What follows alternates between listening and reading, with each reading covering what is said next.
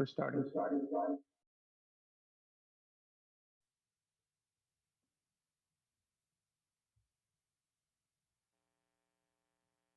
Recording in progress.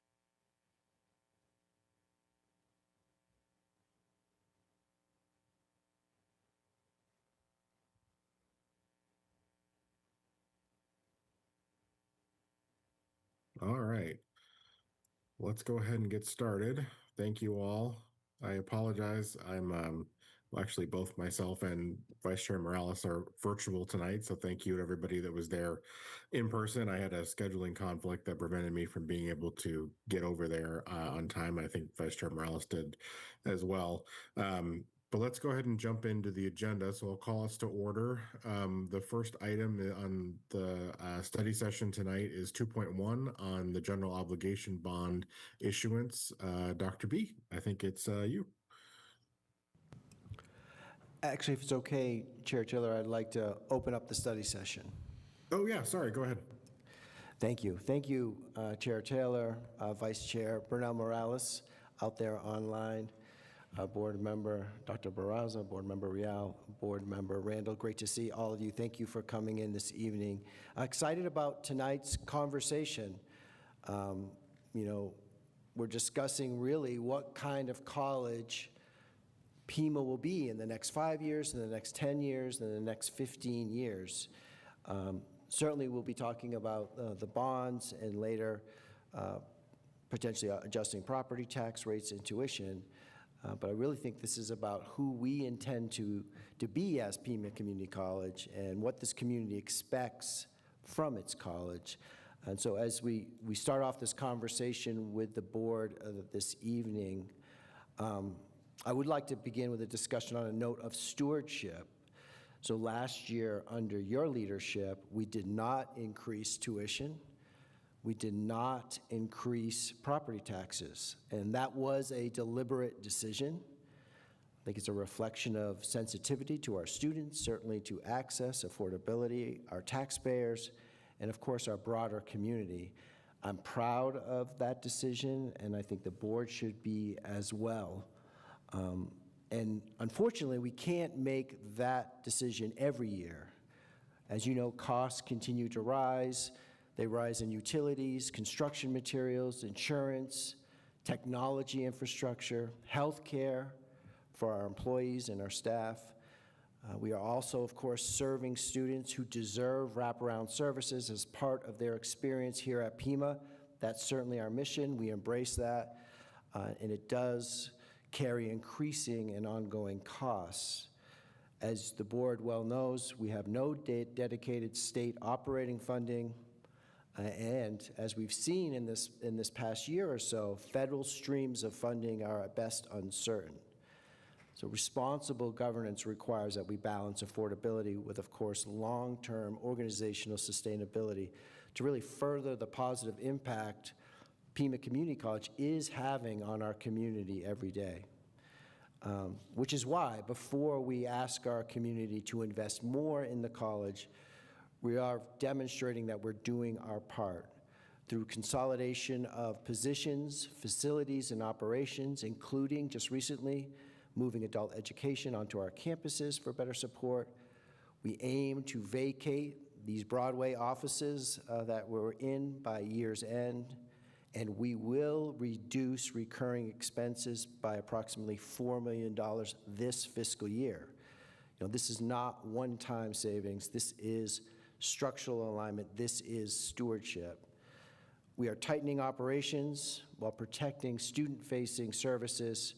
We are aligning resources to our priorities, and we're making tough, difficult internal decisions so that we can speak about investment with credibility.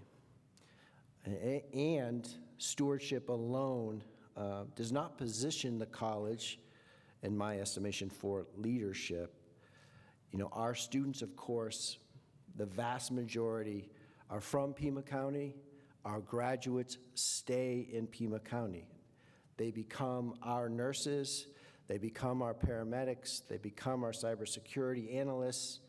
They are our advanced manufacturing technicians, entrepreneurs, builders, and small business leaders. When we invest in Pima Community College, we are investing directly in the economic future of Southern Arizona. And I do want to say to the board as we begin the conversation, Pima Community College is the fastest path to building an educated, technologically proficient, AI-enabled workforce. Not one of the fastest, we are the fastest. If Pima County and the state of Arizona want a workforce aligned to education, to healthcare, to the emerging AI, advanced manufacturing, building construction, public safety, all of these applied technologies, the most direct, the most efficient, and accountable pathway runs through our community college. If we aspire to excellence, and we do, if we intend to lead, then we must honestly examine the level of investment that is required for that vision. So the proposals we're bringing before you tonight on bond issuance first, tuition and property tax, certainly are not foregone conclusions. They are the product of serious due diligence by our team, which we'll hear tonight. We've done historical review. We are aligned to our education and facilities master plan. We have independent financial modeling, legal review, and voter polling among likely Pima County voters. And without stealing the thunder of the presentation, the research tells us something really important, right? When voters understand what is being proposed, refinancing existing debt to reduce long-term costs for our students, modernizing aging infrastructure, protecting our leadership in workforce development and training, improving transfer pathways, the support increases significantly. When informed, our community certainly believes in its college. So tonight is a study session. It's an opportunity to examine the modeling, understand the financial projections that we're looking at, review potential projects, certainly ask lots of questions. This conversation will shape how these proposals evolve before any formal action comes before you later this year.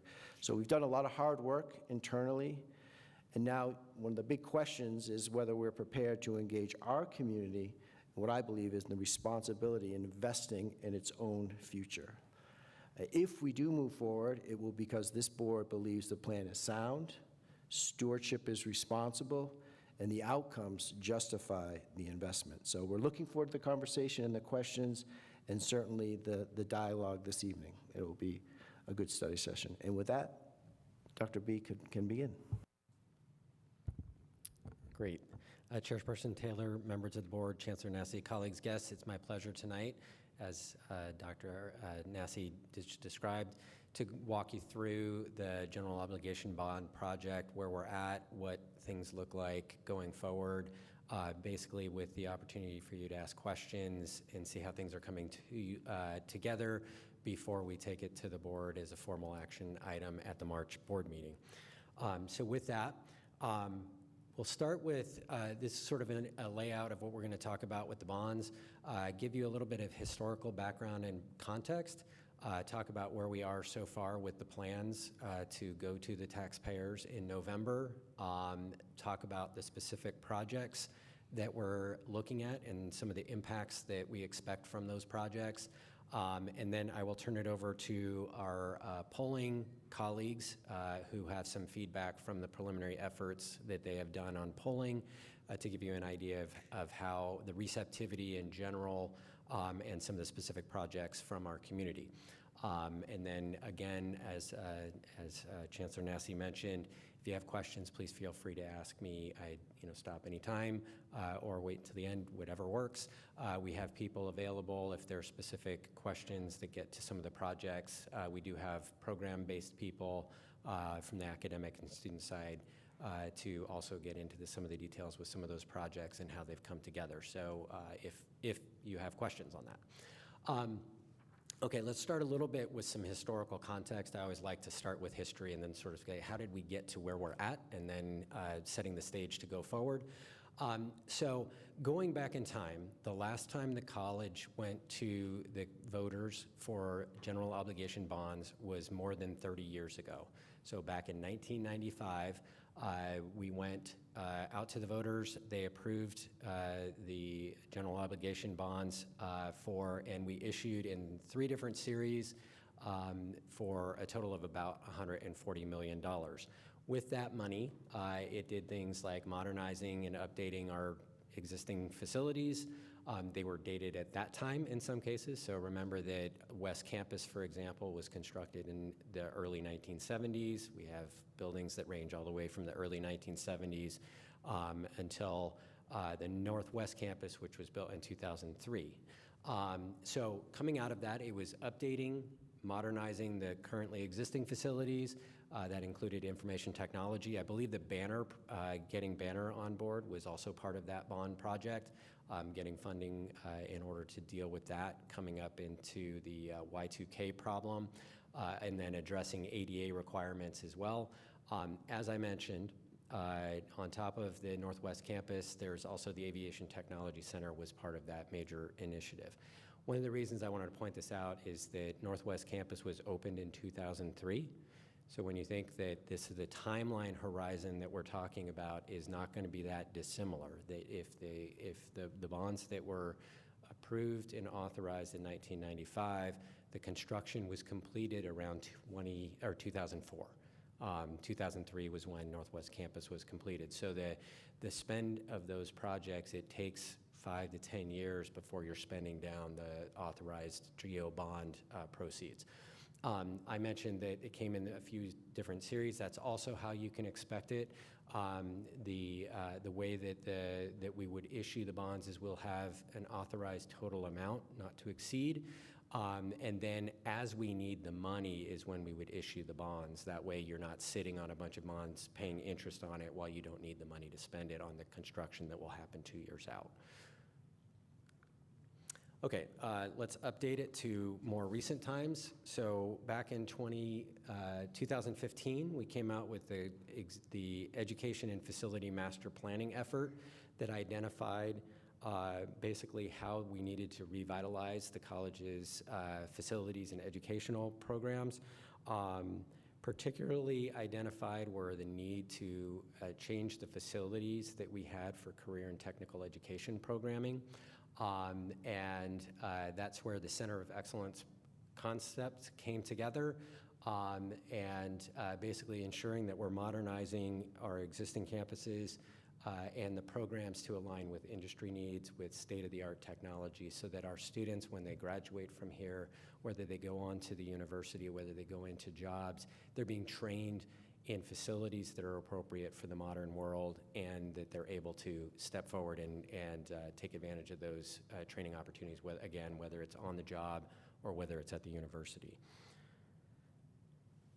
In that same time period, or leading into that time period, we've had challenges at the college. So beginning in the year 2009, the state went through the fiscal crisis and started reducing the budget. So our state funding, we used to get about $3 million every year for capital appropriations, and we used to get about $20 million for operating aid. So in the context of since 2000, and that the capital was eliminated starting in 2009, so that $3 million has not been restored in that same fashion since 2009. And then gradually there were a period of different cuts that came between 2009 and 2015, where our operating aid went from about $20 million a year down to zero. So if you add up the lost aid and if you factor in how our enrollment has changed, so this is actually a fair apples-to-apples type of comparison, if we had been funded at the level that we were at in 2009, we would have gotten $39 million of capital aid between then and now that we didn't get, and we would have gotten about $200 million of operating aid. We've had to find, through tuition increases, through property taxes, and through just being judicious, good stewards, and keeping costs low as possible, other ways to manage throughout that time period. The challenge is that we've always also had to be very creative when it came to how do we deal with some of these ongoing deferred maintenance needs, our other capital improving the equipment, updating, making sure that we have the state-of-the-art training facilities and equipment. We've had to be creative. So how have we done that? For the ways that we've done it is that going for particular state aid appropriations, so the state provided $15 million of about $20 million for our aviation expansion. the planned use of college reserves. So we, through good stewardship, had built up reserves, and then we've planned to spend that down. And the board is very familiar with this because we're watching, and I'll talk about it in the budget in a few minutes, not a few minutes, but in a little while. We'll talk about that in terms of what our reserves look like on hand. In addition, we've been working on operationalizing our capital funding, so life cycle replacement funding, which probably would have been funded out of those state capital funds in the past. We've had to find that within our operating budget in the past. The federal higher education relief funds provided support that did a lot to improve our IT infrastructure. But as we go forward, we have to find a way to fund those replacements. The life cycle of that equipment in 5 years, we're going to need to find funding for that. So the other way that we did it was by issuing revenue bonds, so pledged revenue bonds. And the combined total of that is well over $100 million. It's actually probably closer to $150 million. And to give you some ideas of the things that we've been able to do that you're all familiar with, here, these aren't all of them, but these are a handful of projects that the college has found the resources to be able to provide these major improvements to our centers of excellence. So aviation technology, that's what it looks like. We've been able to increase enrollment by over, it's about 155%. They've doubled student cohorts, and then been able through flex scheduling, not do more than double the size of the cohorts, which is what the planned expansion was, to double the cohorts of that program. Advanced manufacturing, in the areas of applied technology, the growth between 2021 and 2025, headcount is up 55%, and our FTSE, full-time student equivalent, is up about 75%. Welding, as an example, up 50+% because of the expand capacity that we have. If you go to the advanced manufacturing building, you're almost always seeing people in the welding booths taking advantage of our state-of-the-art welding facility there. Another example, this is one that was paid out of college reserves. This is the most recent renovation, the downtown campus Building C, constructed for the building and trades construction programs. That has grown 45%, and it is now, with the brand new expansion that we've put in place, is poised to grow even more. So these are a handful of our really, I think, the things that we recognized we needed to improve the facilities. We had space because of enrollment changes over time, because of the growth in online. The problem is the space wasn't what the college needed. Now what we've been working on is consolidating the space we currently had, make sure that we're building the space that is the state-of-the-art type facilities going forward. And one of the things that is also important from a historical standpoint is that, and in this presentation, it's referred to as phase 1 of the Ed and Facility Master Plan. The plan always was to do as much as we could with our own resources. And then once we established what the model was going to be with centers of excellence, with the projects that we knew were upcoming, the idea this is going back to before we did the pledged revenue bonds, the idea was do these projects, do what we can do internally, and then be able to showcase these projects to the community, and then sell what we're trying to sell, show what we need to do going forward to the taxpayers in terms of a GO bond. So this is all part of sort of a big plan. It's coming together, and as you know, we've been talking about it for some number of years now. Okay, just to give a quick update, again, this is emphasizing the fact that this is like starting with the phase 2 of the Ed and Facility Master Plan that we've been working on for some time. It's also, we're not just taking what was identified back in 2015 and saying, okay, that's what we're going to do next. It is, okay, let's make sure, do we still need to do these projects? Let's update what these projects look like. What are the current needs? As Chancellor Nassy mentioned, we were able to co-locate now our adult education programs on campus. That was mentioned in the Ed and Facility Master Plan concepts. But the idea of moving those on campus, making better use of our own space, and then, as Chancellor Nassy mentioned, the idea of downsizing the space that we have otherwise. And there are a couple of projects that we'll be talking about in a minute, but one of them is looking to move out of this location and moving these, the functions that are at this location onto our campuses and be better, again, connect these our space here and our activities here, better connect them with the campuses. Doing all of that stuff, updating the cost estimates, getting some architectural renderings, making things, getting things as prepared as possible so that we have a good story to tell to the public, that we have good ideas of what this looks like. Oh, that's a really good idea of that space, or that's a good way to conceive of that. But again, focusing on the stewardship, that it's also very smart use of the resources. It's necessary for us going into the future to do it, and I think we've been really thoughtful in terms of identifying the priority projects going forward. As we've talked about a little bit with the board, that also involves us reviewing similar bond elections. Just to highlight a couple, in the last few years, TUSD did a GEO bond issuance of $480 million, Sunnyside, $120 million, and then Coconino Community College up north in Flagstaff just got voter approval for $100 million of GEO bonds. So there are a number of projects that we were monitoring, we're tracking, that are sort of give us some insight in terms of the equivalency of what we're looking at. We also have on board a number of our vendors, our important partners who are going to help us with this project. We have our financial advisors, RBC Capital Markets, one of the premier financial advisor bond-related firms in Arizona. They've been involved in almost all, not all, but almost all of the major bond projects in Arizona. Behind me is Tom Carlson representing, so if you guys get into technical questions about the bonds, interest rates, what the outlook is, I will probably turn it over to Tom and let him be the answer of that. So he is back there. Bond legal counsel is Gust Rosenfeld. Again, we used Gust when we did revenue bonds, and our attorney who's helping us from Gust is Jim Giel, who is also, I believe I'm not sure if he's in the audience, I believe he's here or available online.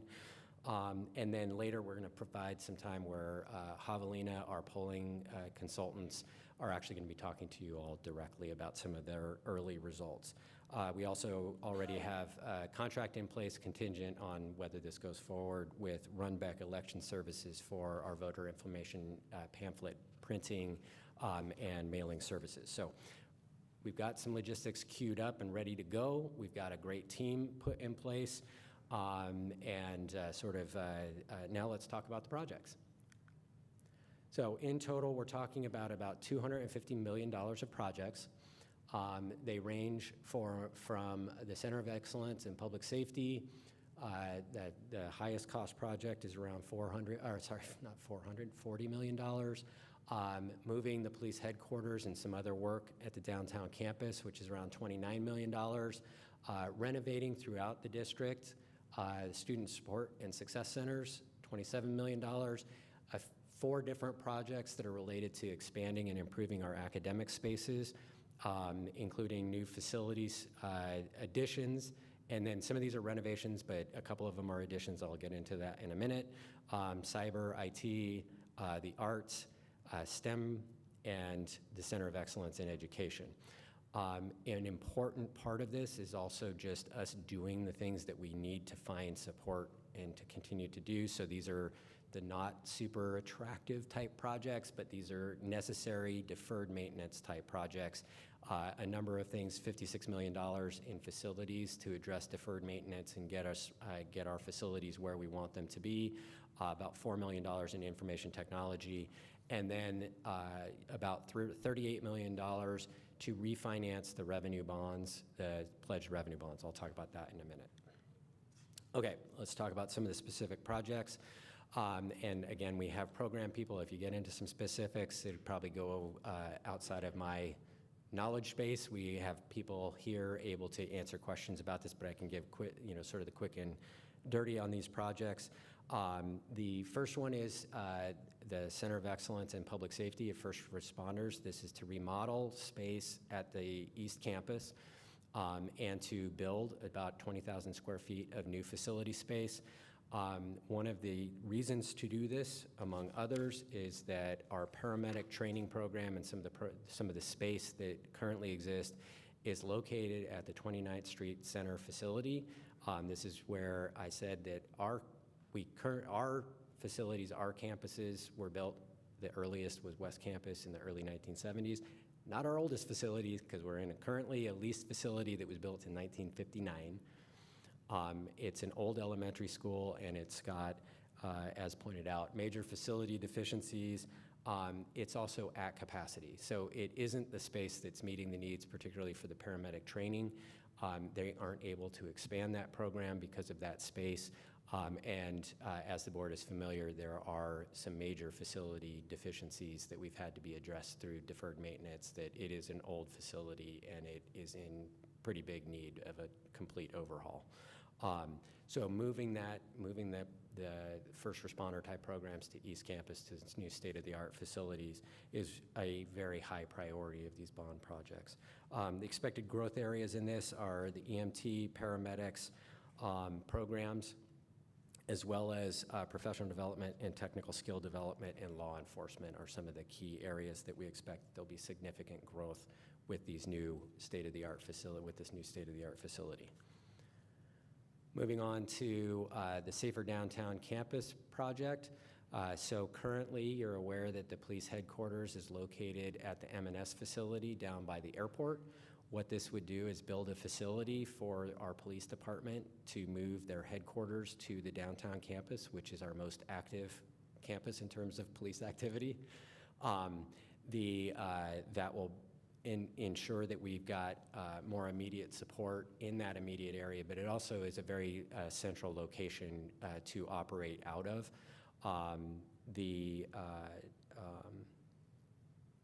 In addition to that, we're expecting that as we move some of the district office functions to downtown campus, some of which will come in the normal budget process and some of which will be supported by the GO bonds if they go forward, that there is also some money in there to help make sure that we have the right kind of space available at downtown campus.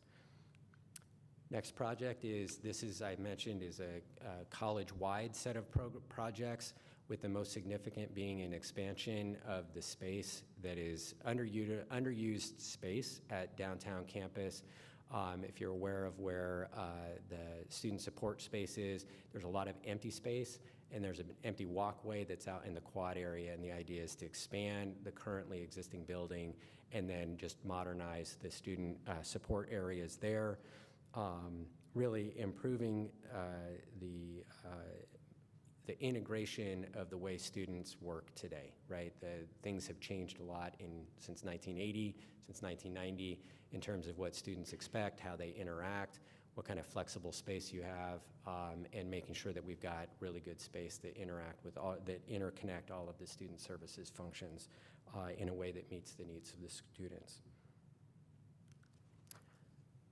Center of Excellence in Cyber IT. This is actually moving this program that currently exists at East Campus over to the Desert Vista campus and expanding the space there, providing better and expanded space for one of the largest growth areas in the college. It, I think, is a great opportunity for us to really build that program up and provide a great opportunity for that campus going forward. Next one is Center of Excellence in Arts. So this is another example where this currently existing space is way outdated for the kinds of digital training and experiences that folks need in today's art training.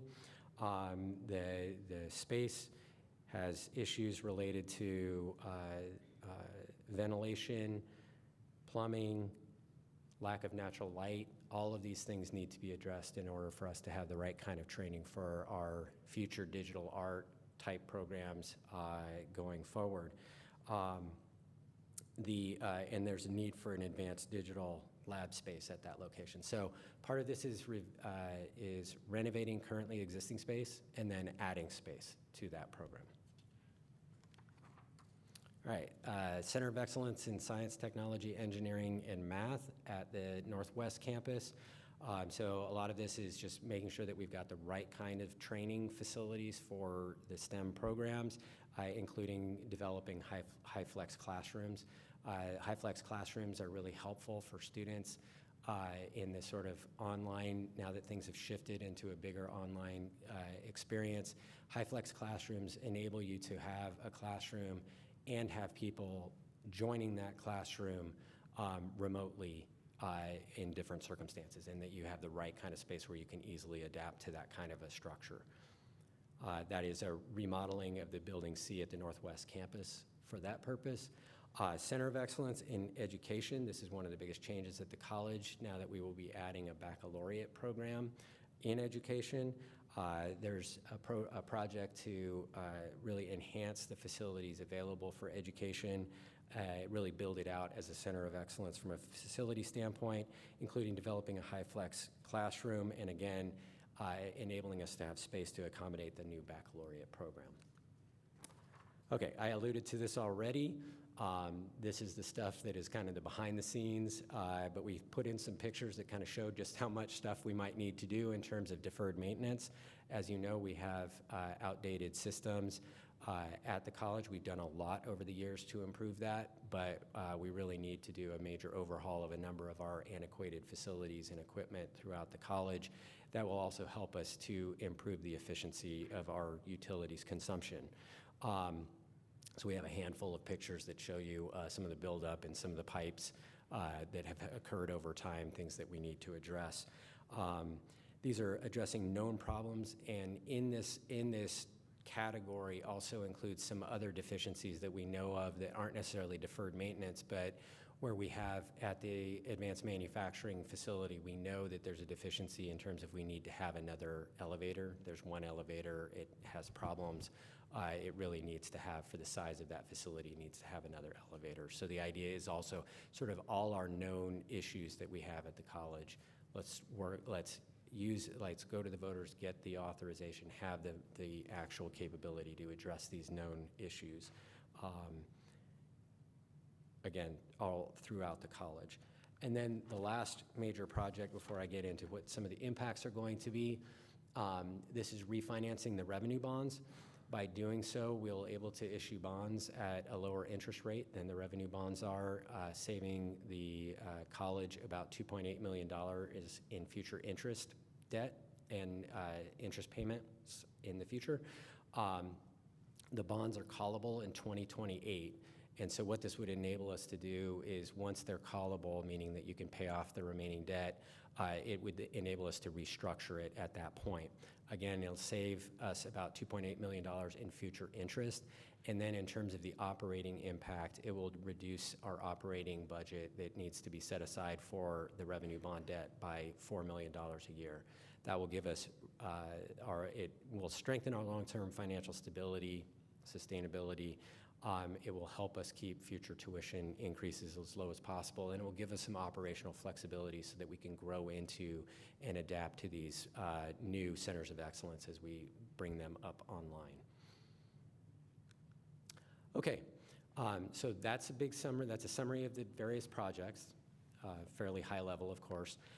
We also are working on compiling that information so that we'll have that available to any interested taxpayers. We'd be able to provide it where we're looking to have it so it's searchable by location in case someone wants to see, well, what's happening at the campus nearby, and in terms of also what the impacts are going to be, what the project's looking to do. Again, to issue the debt, this slide shows there are two options that the board can consider. There is the idea of what is the most typical GO bonds repayment, which is over 20 years, so paying it off over 20 years. That is the most typical thing that local or Arizona agencies typically do when they do GO bonds. It's typically over 20 years. But the board can also consider doing it more quickly, paying it off over 10 years.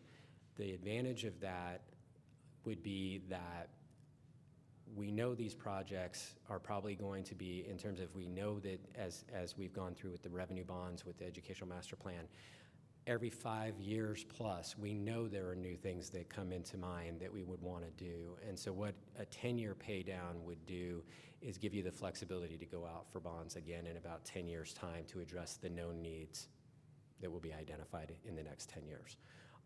20 years, you have less flexibility to do that. However, there's the pros for 20 years is that it has a smaller financial impact or impact on the taxpayers. So just to walk you through this slide and how to read it really quickly. So this column in the middle that's the 20-year, again, the more typical way to pay down the debt. We have it outlined here in terms of how we're statutorily required to show it. The owner-occupied residence is required to be shown in this way, and it's based on a property valuation of $250,000 property.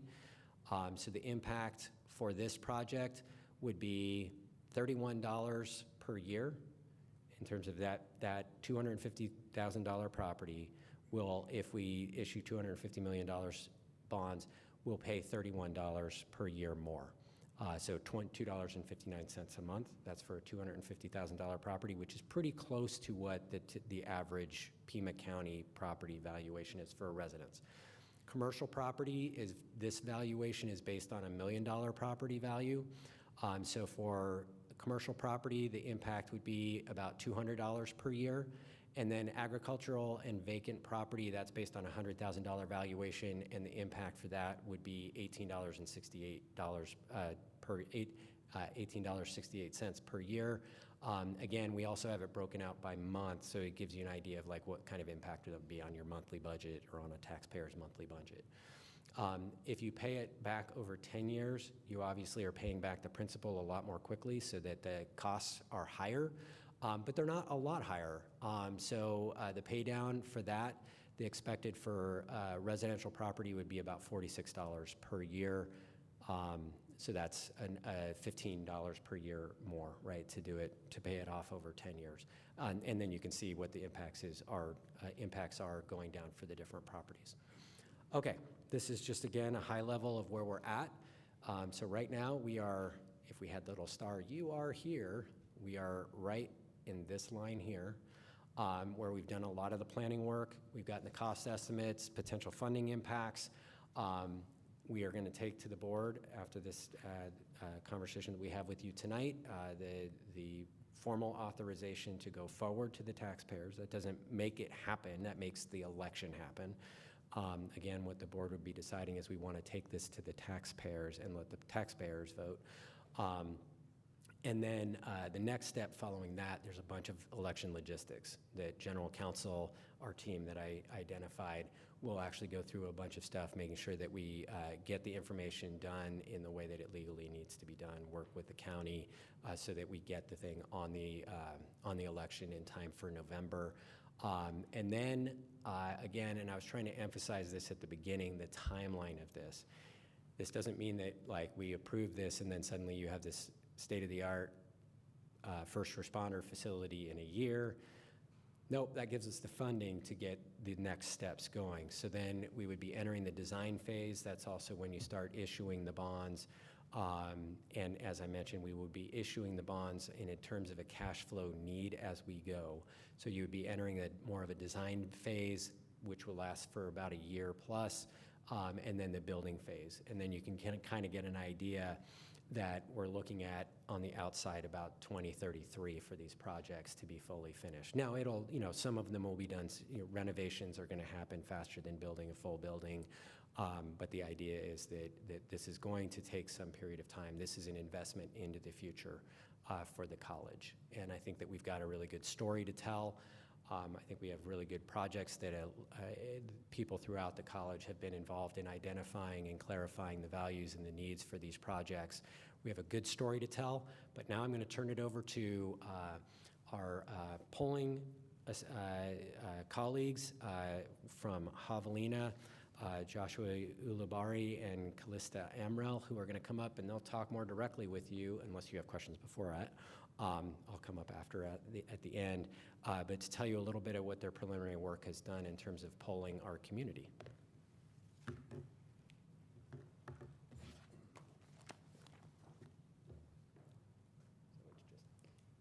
That's forward. And I said the name, so introduce yourselves. No worries.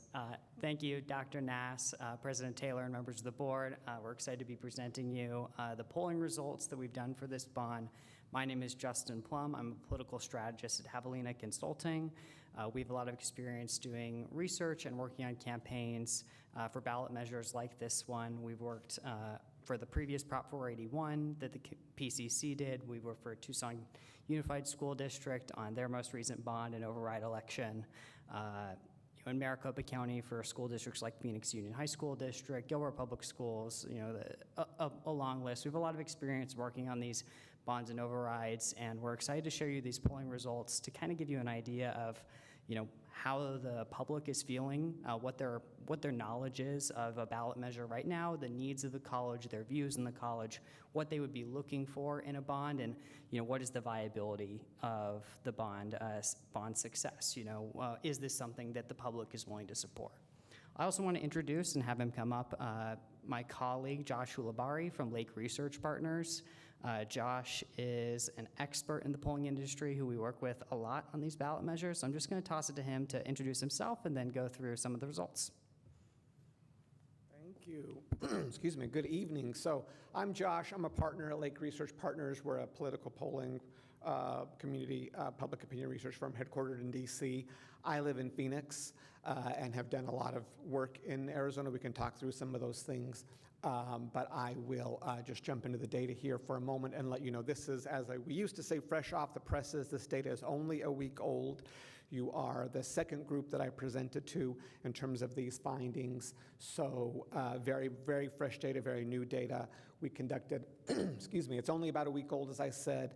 We conducted it among a robust sample of 450 November 2026 likely voters, so folks who we think are going to turn out and vote in November, so they get a sense of if they face this, what would they think, what kinds of things do they support, and what's inside of it that they like and respond well to. All right. So there were a couple of questions that were asked of us as we joined this project, which is, can this bond pass? If you put this in front of the voters, would they vote yes or no on this? And what does that look like? And we'll provide you the answers to these questions in just a moment. The second question is, what kind of engagement is necessary? What would it take to get to a yes vote? What is inside of this that voters appreciate, that excite them about the potential here, that interests them, and that might be highlighted in conversations? And then question 3 is, what aspects are most important to voters within that? Question 2 and 3 very much work with each other, and we'll show you the data on some of those questions as this conversation evolves. So here are the answers. If one of the questions is, can something like this pass? The data tells us overwhelmingly that the answer to that is yes. Something like this can pass. So there's work to be done for sure. We'll talk about that. But voters are excited about it, and there are things within it that they want to see happen. Second question we asked was, what does the engagement look like? And one of those questions, the answer to that is voters need to hear about what's inside of this. They don't know initially. They're not experts on the conversation you just heard. They don't know what's inside of it. But when they hear about what's inside of it, they're excited, they're engaged, they want to see it happen. And so what are the things that are most important to them is the third bucket, the third box you see down here. And I'm just going to jump real quickly to that bucket. Those buckets here and the third box here are the exact same things. So I'll show you the data in a moment. This is the last sort of explanation conversation, is what is inside that voters like. And there are 4 particular pieces that voters like. There's other things that work, and we'll show you everything that we tested. But the 4 pieces that really excited voters are on this slide here. In no particular order, because they're all about equally strong depending on the voting group. But one is this idea of refinancing so that there are lower payments, so there's more money that helps the college with other priorities. That excites voters. They think it makes sense. As you'll see in a moment, they very much trust the brand of the college. And so the sense that there's more revenue, freeing up some additional funds to be invested and to be used, they appreciate that. They think it's a good idea. The second, or the next, is keeping tuition down. This notion that if this passes, there may be an opportunity to keep the tuition down and not raise tuitions as much as some folks may fear. That's also important to people as well. We'll share the data in a moment.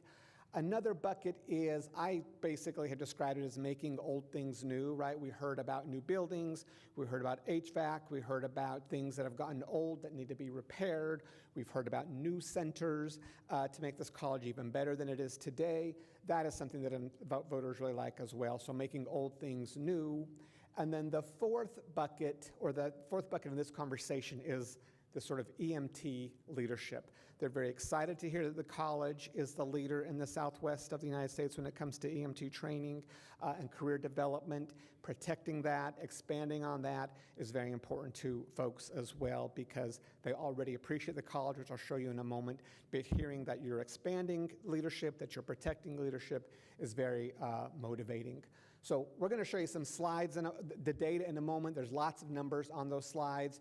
Just to reiterate, refinancing, so there's more money to invest and use for the college, keeping tuition down for students, making old things new, and then protecting and expanding on the things that the college already leads on are very important motivators and things that voters like to see within this conversation.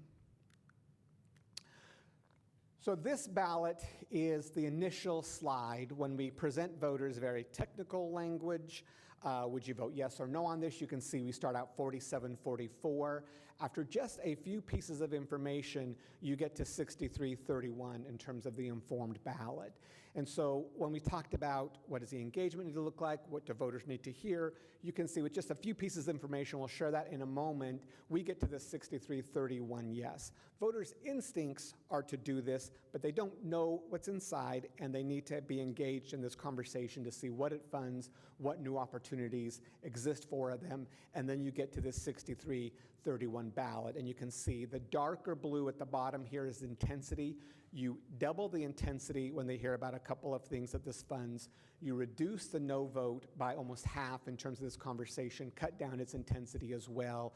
And so there's lots of good movement within this survey in terms of voters. If they hear what this funds, if they hear what the opportunities are, become very engaged and excited about the potential. But you can see you start at 47-44, and so does there need to be engagement? Does there need to be a ramp up in this conversation to let voters know what's inside? The answer to that is yes, and when that happens, you get really strong, robust support that extends across the demographic terrain. I think this is a very exciting slide in terms of our conversation. We were part of a project 5 years ago with the college, and we tested the college's favorability, and you can see on my left is 74% favorable, 20%, only 7% unfavorable in 2020.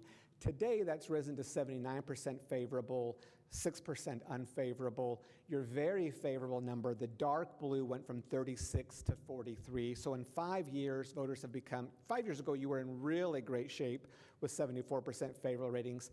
Today, the college is sitting at 79% favorable ratings. Movement within the margin of error in terms of the 74 to 79, but also really intensifying favorable ratings for the college from 36 to 43. And so as you think about, do voters trust the college? Do voters feel good about the college? Are listening to the kinds of things you might ask them to do? You can see conversations here, a good, trustworthy source. And the other piece I'd highlight here is when we talk about the places that the college leads, protecting those things, improving those things, also very important to voters because they really already appreciate the college as it exists today and excited to hear about some additional improvements. This slide is data over the course of the survey. And we put it under some pressure, right? We say, here's some good things that could happen, pretty neutral. We say, here's some things, do you like these things or dislike these things? We do say, here's, some things that really benefit. We use a little more persuasive language. And then we attack the ballot measure. We said it's not the right time, they should budget better, the kinds of things you think, a group who would be against this might say, and we retested it to see, can you withstand some attack? And you can see you went from 47-44 in the beginning, informed ballot, you get to 63%, and then you maintain really strong support even up to the end of the survey when we allow for the attack to come in and say, now's not the time, they're asking for too much, et cetera. And so what this tells us as polling professionals and campaign professionals is if the public is engaged, you start this conversation, it can hold up under attack, and it looks good in terms of what might be able to happen for you in November. Better than good, as you can see with this data here. Okay, so let me show you real quickly how do we get to the 63% number? How do we maintain the 60% number in terms of public support? I'm going to show you two batteries, both of these with lots of data. We're not going to go number by number, but we're going to show you some general aspects of what happened here. So on this slide, we asked voters, here are some things this could fund. Do you support it or oppose it? You can see the support is in the blue. The strongly support is in the dark blue, and as a public opinion researcher, I really focus on the dark blue because voters are people, act on things that are very important to them, not on things that are just sort of important to them. And so I really pay attention to the dark blue as sort of really motivating support for something. You can see if you look at this slide, nothing is upside down in terms of support versus opposition. Everything we tested that this could fund, voters are in support of. From 83% at the top of this conversation in terms of refinance to 69% on the Center of Excellence for Cybersecurity at 69%. Each of those numbers very good. 61% strongly support for refinancing, down to 38% for the Center of Excellence for Cyber, also a very good number. Certainly the refinancing number is stronger, more powerful, has more reach than the cyber conversation, but the cyber conversation lower in this poll, still very, very popular. So that's one way to think about this slide. A couple of things are happening on this slide. You'll remember I highlighted the 4 buckets that sort of motivate support for this kind of a change: refinancing, tuition, making old things new, and protecting the EMT leadership of the college. You can see some of those things start to rise to the beginning when we say, here are some things this could support, that this could finance. Refinancing, top of the slide here, 83 overall, 61% with support, with intensity. The new STEM center you just heard about, IT revitalization, so making old things new, and the deferred maintenance, making old things new again, sort of form the top tier of things that worked the best for you. Again, the other things here, relocating the police department, the public safety center, also strong in support. There are groups of voters out there who support all of these, but you can see the 4 buckets I sort of highlighted really start to rise to the top for you in terms of what's really motivating strong support for this. Everything gets good marks. Some of these get slightly better than others. And these, by the way, also are just the refinancing language that you see here is just a quick summary point of what we asked for our reference in this conversation. There certainly was more information we provided for them that's available in the packet, but it's just a quick shorthand for us to describe for you the kinds of things that most motivated support. Here's the next slide. This slide said, if voters were to pass this, here are some things that could happen. Do you think this is a good thing, or do you think this is a bad thing? Obviously, in terms of engagement, you talk more about the good things than the bad things, but none of these things are bad. Again, the good things are in blue. Dark blue are the very good things in terms of they gave it a 10 out of 0 to 10 scale. The things they felt less good about are in red, and you can see almost all of these 10 to 1, 5 to 1, et cetera, in terms of good versus bad. If you think about the buckets I highlighted in the beginning of this conversation, you can see tuition, the ability to keep tuition down, number 1 in terms of this question, improving response times when you relocate the safety center. Number 2 in this conversation, refinancing hovers there again, high in this ratings, the EMT conversation, and then specialties and infrastructure, making old things new, very strong. The colleague right before us talked to you about sort of the 10 to 20-year option. We did test that for voters as well. We did not give voters the thinking behind 10 years allows you to, go at this again or do something different versus 20 years, longer repayment plan. What they heard was $46 over 10 years, $31 over 20 years. Is this a good or a bad thing? And you can see for the most part, it doesn't really matter what option you choose, 10 versus 20, though 10 does have slightly more reach by 5%. That's basically within the margin of error in this kind of a conversation. So I think whatever decision you come to in that terms of question, I think the bottom line for me is I would just reference back to, if you come to a decision on that, the question at the beginning of the survey, the favorable ratings for the college, the support level for college leadership. They, I think, would ultimately trust the kind of the decision you would make in this conversation. It does not really matter to them. And we gave them the dollar amount. We said how much it would cost over a year for the typical homeowner, and you can see it's a good thing, not a bad thing. The 10-year plan does a little bit better than the 20-year plan, but I think ultimately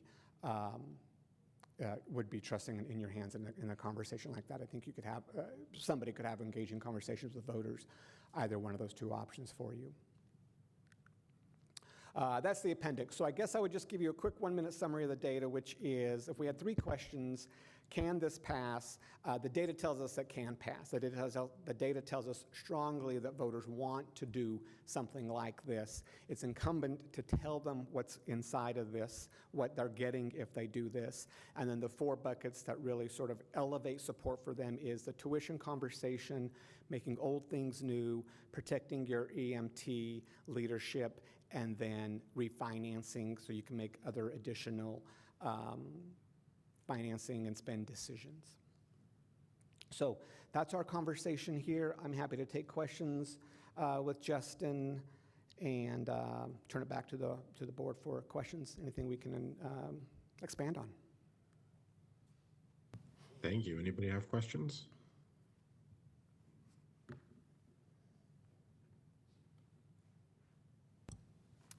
All right.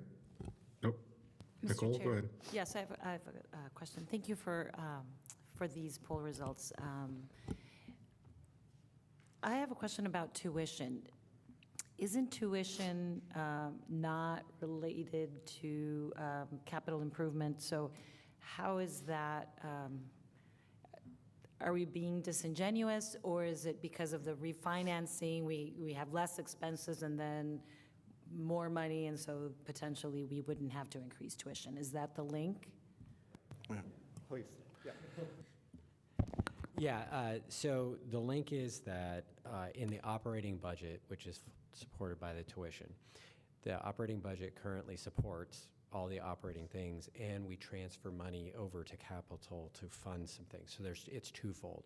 One is the revenue bonds are pledged revenue, and that includes pledging tuition dollars. So it frees up $4 million of that, which gives us the flexibility.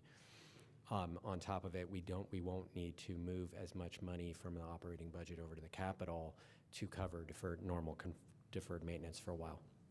So then what that means is going forward, we'll have more flexibility, and we won't have as much need to push tuition increases. So in the future, if this doesn't pass, it is very likely that tuition increases will be higher because we'll need to increase tuition to have the money to push over to deferred maintenance, if that makes sense. Thank you. Chair Taylor, I have a couple of math questions. Yeah, go ahead. Thank you. So I'm not 100% sure if I heard everything correctly, but I was writing down a couple of things. So I heard that there were 420 people surveyed. And when we got to this, the slides with all, the numbers of people that were highly favorable, I was sort of shocked that none of those were anywhere near that 420. So will you explain how we went from 420 people being surveyed to these numbers, for example? Sure. So we spoke to 450 voters, 400 voters overall that were likely to vote, and then we also oversampled 50 Hispanics so that we could look at some differences among Latinos by age and gender underneath.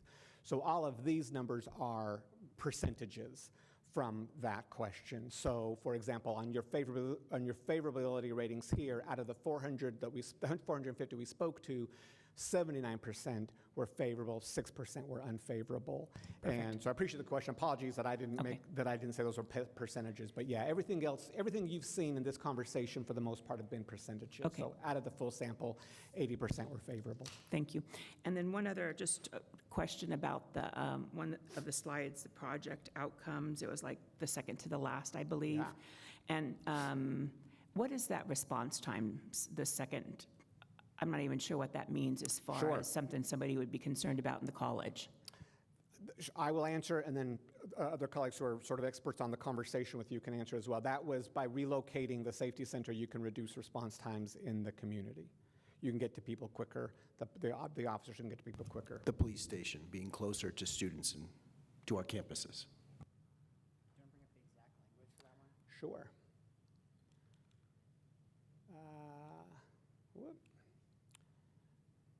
It is perfect. Yeah. So lowering response times for first responders on campus and making the campus and surrounding areas safer by moving the college police headquarters onto campus.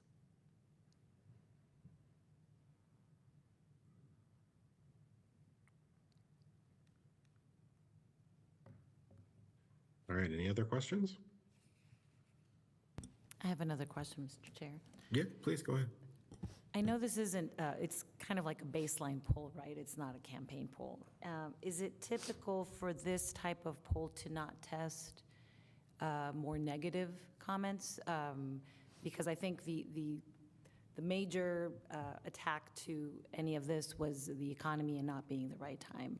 There weren't more specific or more negative con arguments, I guess. Is that typical for a baseline poll, and then once there's a campaign, there's more testing of no arguments? Sure. So I will answer, and then Justin also, who's run campaigns in the state as well, can answer that. I brought up this slide for you because the informed ballot here, what that moment in the survey did was it gave the yes side a paragraph that said, here's why we should do this, and it gave the no side a paragraph on here's why we shouldn't do this. So it gave both sides an opportunity to say yes and no, here's why voters shouldn't do it, here's why voters should do it. So we did also here test, we gave the opposition an opportunity to say, don't do this.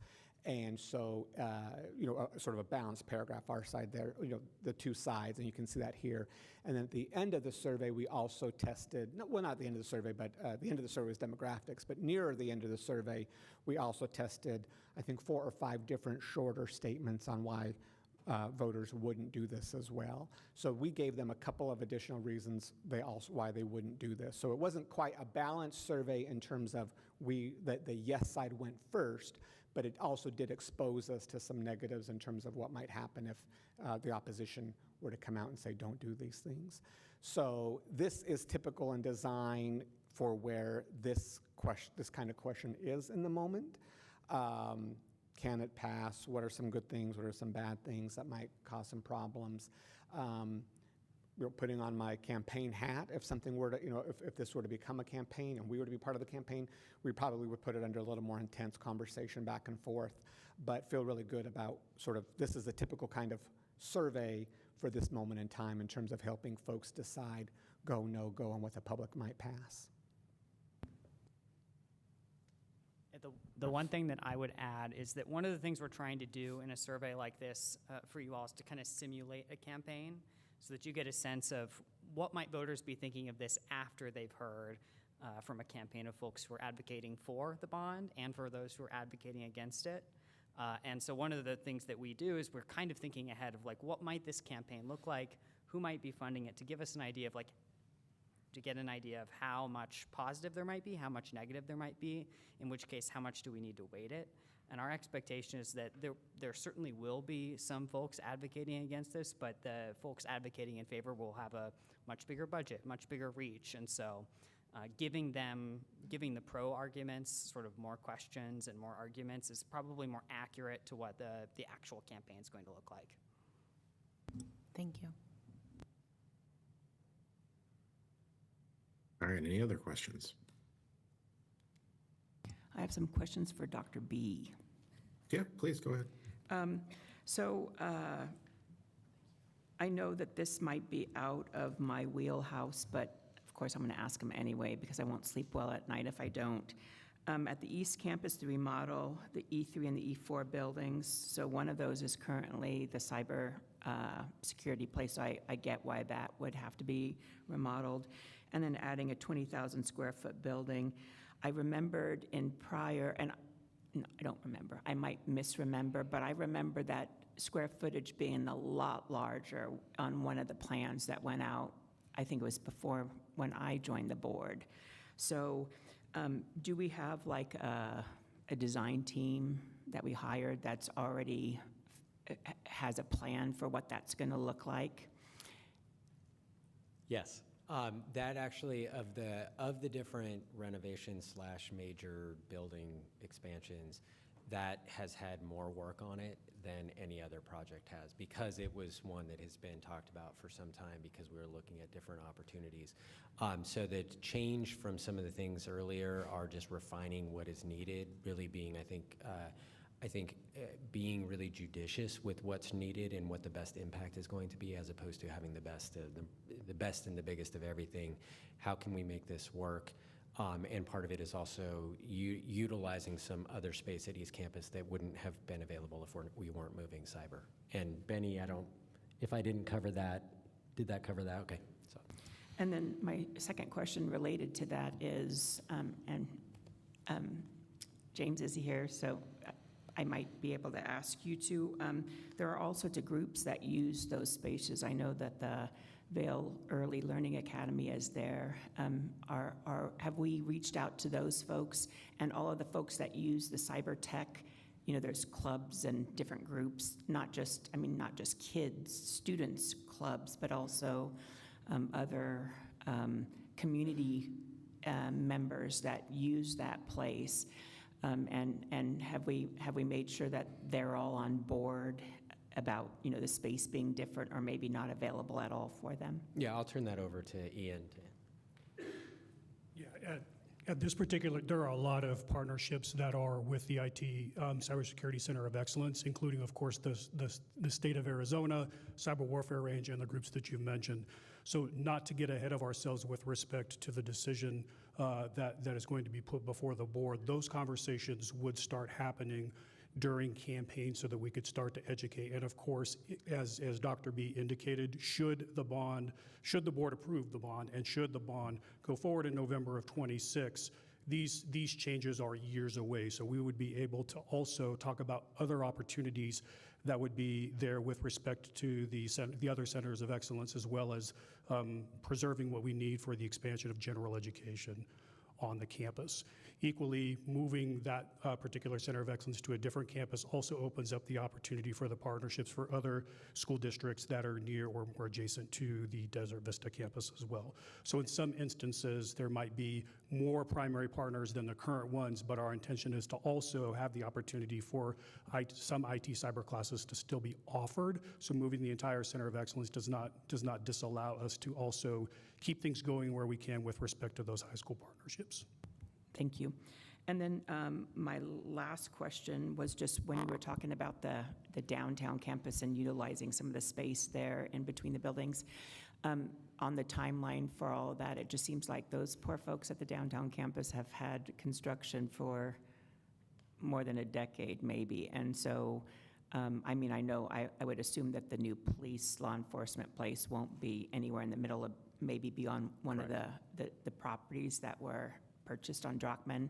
So that won't necessarily be quite the catastrophe of having the mid-walkway being disrupted. So when you guys work on timelines, is that one of the things that you factor in? We just cleaned up the construction debris and now we're going to say, hey, we're going to reroute that again.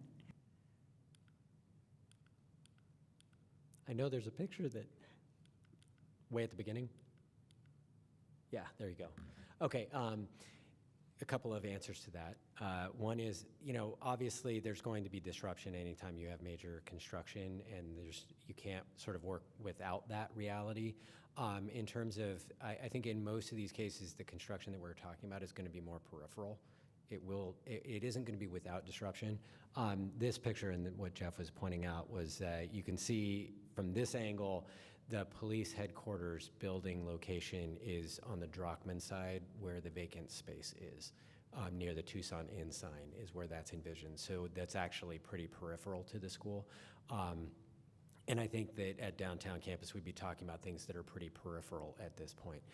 The other comment is, unfortunately, when you have a camp, like when you're at a college and you're consistently and constantly updating and upgrading, you have construction, and it kind of has to become almost just that's a way of life, and it's not great because it is disruptive, but I think our team has done a lot over the years to actually minimize that impact.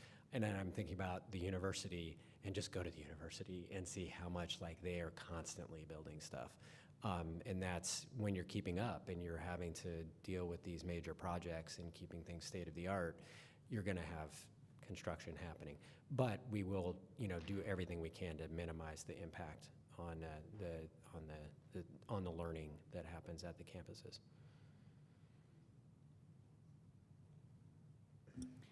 Can you explain why we haven't had a geo bond in 30 years?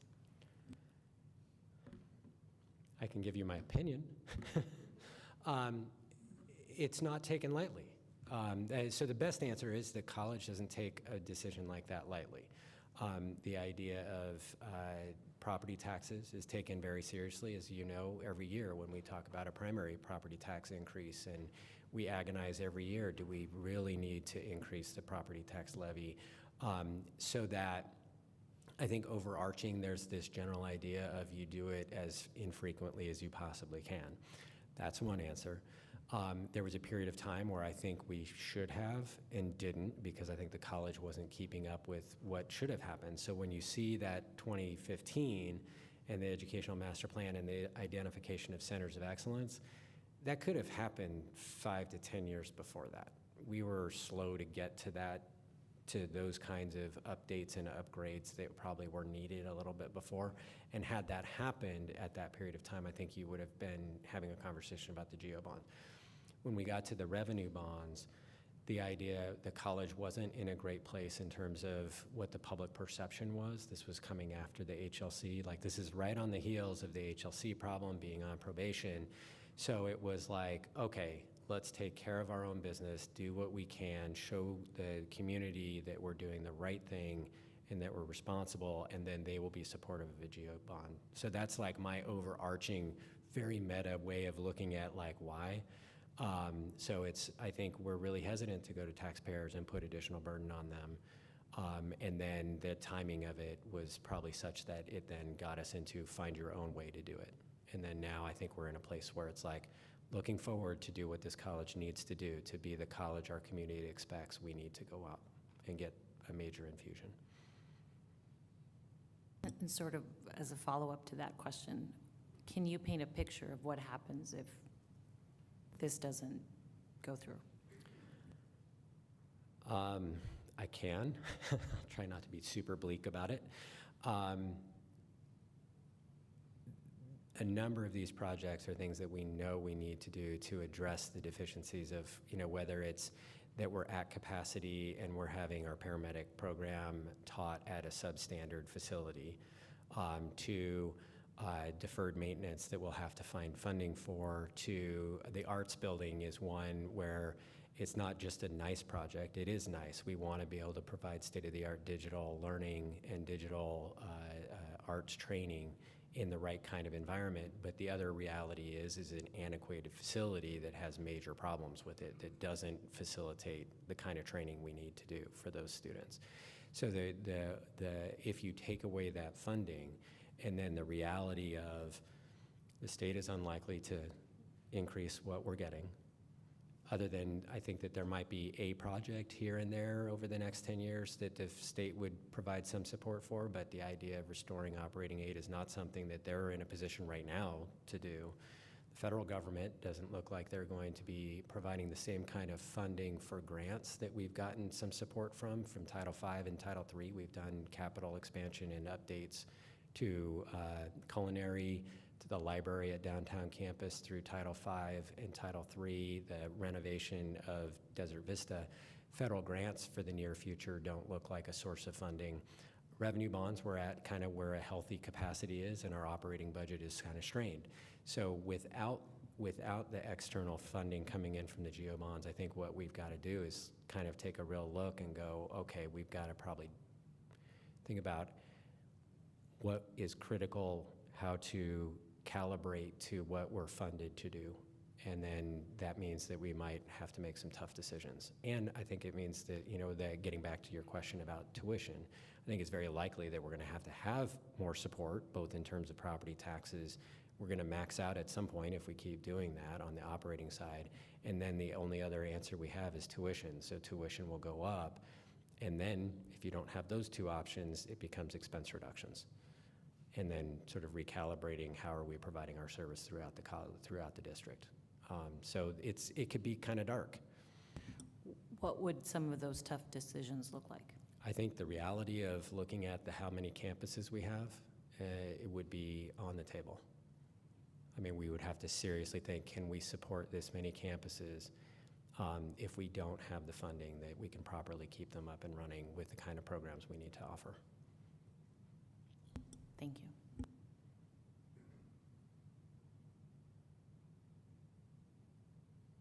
All right, any other questions or comments?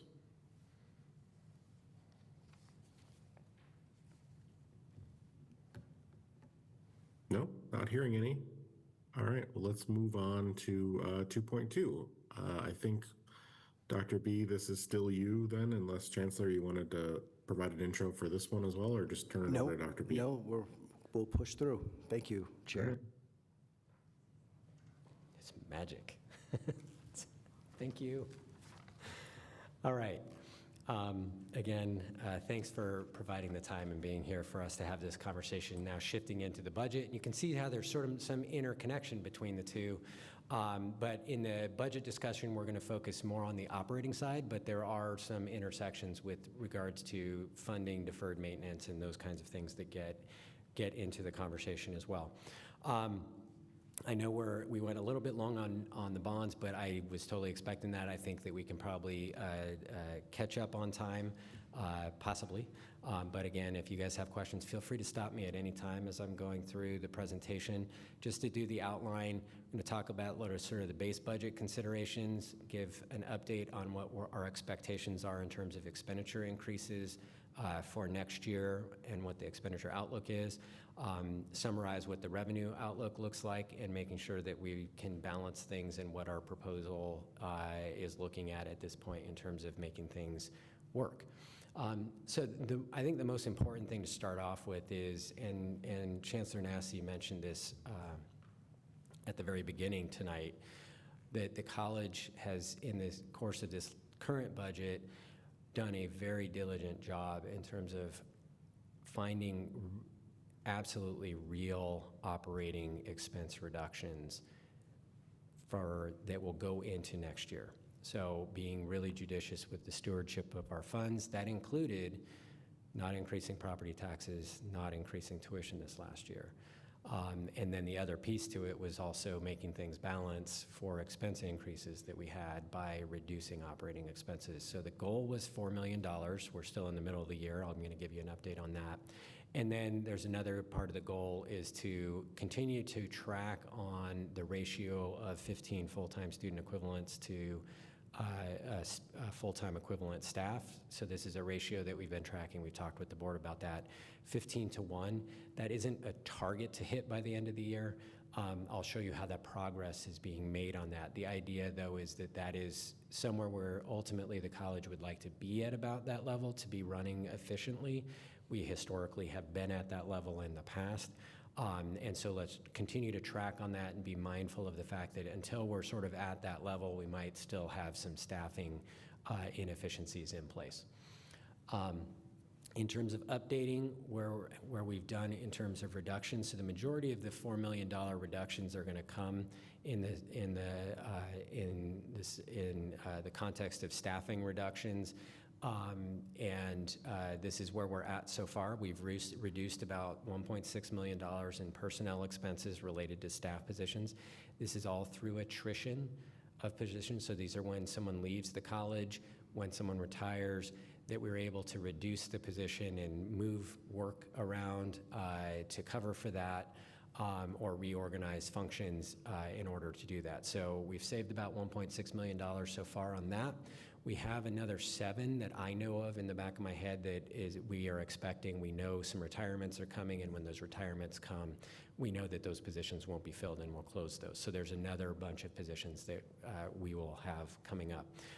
In terms of operating expenses, these are real expenses year over year. So current year budget, they won't be needed next year. And then cut in terms of the different positions. So we've identified about $800,000, a little more than $800,000. I can tell you that number's already closer to $900,000 because the academic payroll number, we now have a better estimate for the spring semester for out-of-state adjunct faculty. And we've continued, our academic folks have continued to do a really good job of reducing the number of out-of-state adjunct faculty, and that number is closer to a savings of $100,000. It's almost to the point where it's going to be negligible next year in terms of how effectively they've identified in-state resources for those classes that they were teaching. Okay, so in total we're at about 2.5, but I've said we already know of a bunch more that's coming, and I'm confident that we will hit that $4 million target. That sets us up well for the budget, because that in the budget we had some expected savings, but then Chancellor Nassy wanted to go above that with his goals, and that's going to help the budget going into the current year because our expenses will be a little bit lower year over year than they were. Okay, the progress on the 15-to-1, you can see that as from 2000, I guess our low point was 2023 when we were about 10.5. We hit at the end of 2025, 12.1. And with enrollment increases that we've been experiencing this year and the fact that we've also been reducing positions that I've just been talking about, I'd expect that that number at the end of 2026 is going to be closer to 13. It might actually be it might be over 13. So we're making good progress. We're heading in the right direction. And one of the factors behind that is enrollment is increasing. And so the board knows that enrollment has been increasing year over year for a number of years in a row now. And our numbers this year are 5+, a little bit more than 5% total year over year improvement. So that is all helping. It helps those ratios. It helps how the budget balances in general. Another chart that you're familiar with is what I think is the most significant overarching financial measure that we monitor, which is our financial stability board policy. Keep in mind that we try to keep our days of cash on hand reserves to be at the end of the year above 180 days. And then there's a high point that's 270 days.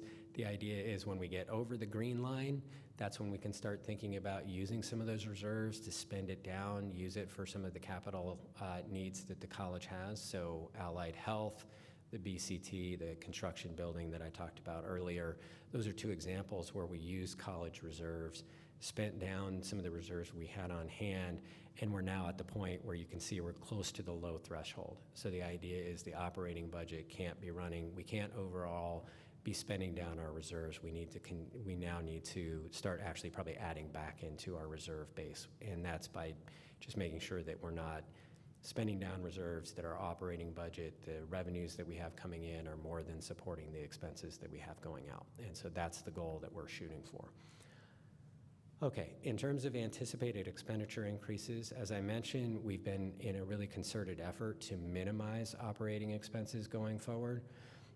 So in terms of contractual obligations, utilities, those kinds of things, I think with the reductions that we've had in place and some of the things that we're still working on, I don't think we need to set aside additional money for contractual obligations going forward next year. That's good news. So then the priority is going to be, we have some costs that are related to the general obligation bond, election costs. Those are not insignificant, but it's one time, so we'll have to put that into the budget. Overall, it's not going to be that noticeable, but something that we're factoring in. We obviously are monitoring federal uncertainty and any impacts that might have. Right now, there's not a direct impact that we need to factor in the budget. So then the big increase year over year are on the personnel side.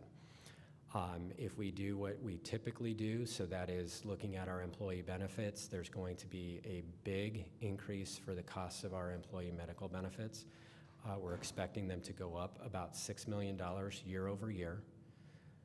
And then when you look at salaries and wages, if we do a year of experience and a fairly moderate increase for a minimum increase of about 2.5%, and then like an adjunct faculty increase of around 3%, that's about $4 million.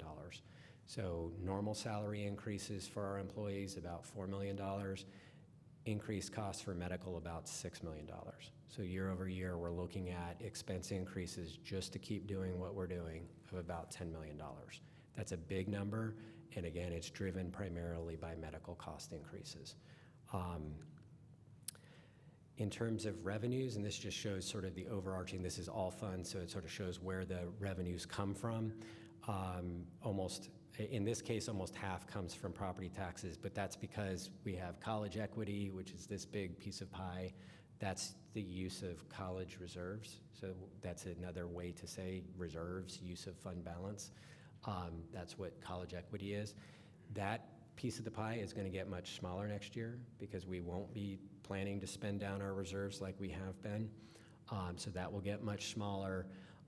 Grants, contracts, and financial aid, that will get smaller because of some of the grants that aren't continuing, but the financial aid could go up because enrollment is going up and financial aid could go up. So that might not change dramatically, but the grant side of it will be going down.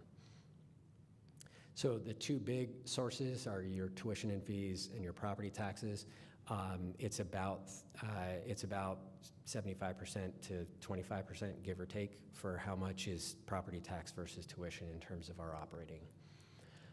In terms of what we can expect going forward, some of this is contextual, so $1 per credit of in-state tuition, if we increase in-state tuition by $1, that generates $400,000 with the amount of enrollment we have right now. And then property taxes, the levy neutral number, that is just growth in new properties that were added to the tax base, that's $1.8 million. College doesn't do anything. We get that additional revenue to support that new property that's on the tax rolls. Increasing by what the college has done, the most commonly has been a 2% increase over the years. A 2% increase generates about $2.9 million. So between those two property taxes, if you add those two ways of looking at it, that's about a little bit less than $5 million. Other revenues, we're expecting a little bit of an increase in Prop 207 money and a little bit of an increase in Prop 301. Those aren't totally reliable because if the economy turns down, those are both sales tax related.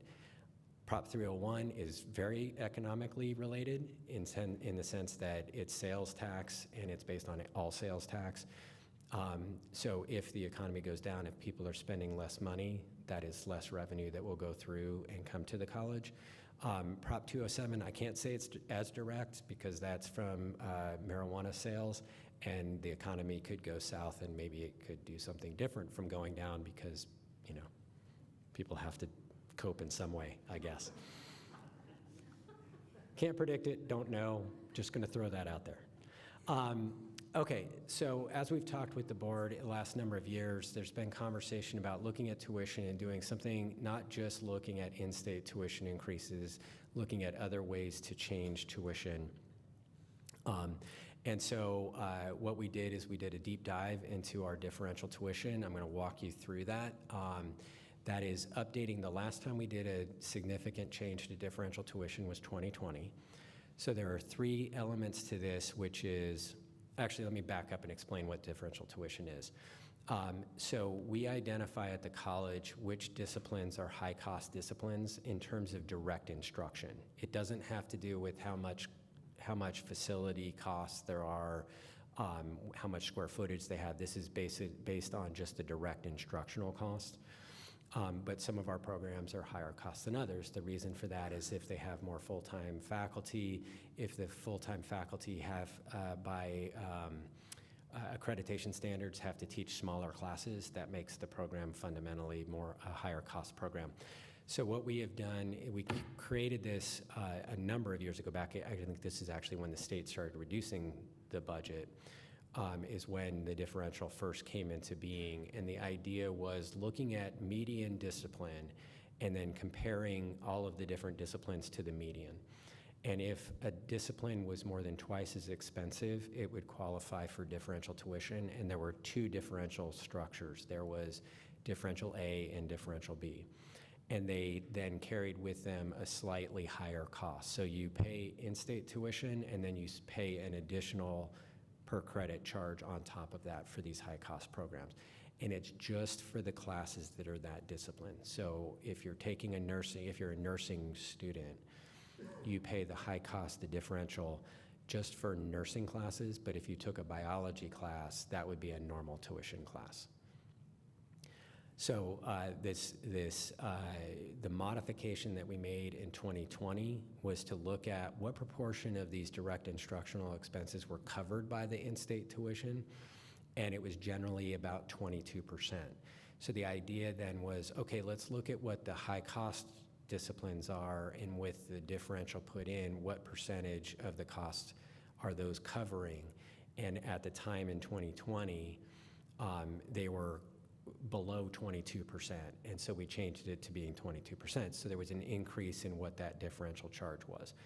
We did the same idea this time, was to look at where are these high-cost disciplines in terms of the tuition, the general tuition, the in-state tuition, plus the differential tuition. How does that compare to these high-cost disciplines in terms of the average cost per footsie? And then let's try to keep that in the same range. So there are three things that we're recommending in terms of changing. One is to update the disciplines, so to do that same exercise on how do they compare to the median discipline, which ones are over 2 times more expensive. We're recommending a modification so that instead of being from 2 to 4, essentially 3.99 would be differential A, and those that are 4 and above are differential B, is to shift it from being between 2 times and 3 times, and 3 times more expensive is differential A, and then 3 and above is differential B. That's because looking at that, what share they're covering, because the differential B programs or disciplines are significantly higher cost. The idea is to keep that in that same 20 to 25% range, that the total tuition generated is covering 20 to 25%. And so the idea is let's do it so that it's the differential A is a little bit narrower of a band, and then the differential B is a little bit higher of a band, because those are significantly higher cost disciplines. This is an update of what the different disciplines will be in terms of which ones now qualify for A and B. Again, so this hasn't been rerun since 2020. So there are some changes. There's some programs or disciplines that get added into this list for the first time in differential A. Some shift from A to B, and then a lot of them, if they were A's, there are plenty that were A's and stay A's, and there are plenty that were B's that stay B. But the shift is more toward B, and then some new programs come on. So there's a number of additional programs or disciplines that qualify. And then getting back to that logic that I was talking about keeping it between 20 and 25%, the recommendation is to increase the differentials for A by $30 per credit and differential B by $45 per credit.